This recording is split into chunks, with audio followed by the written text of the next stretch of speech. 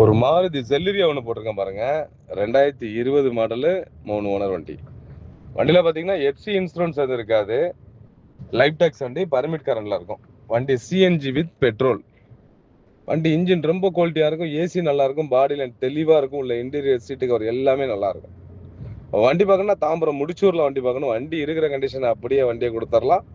2,65,000 வண்டி கொடுத்துடலாம்.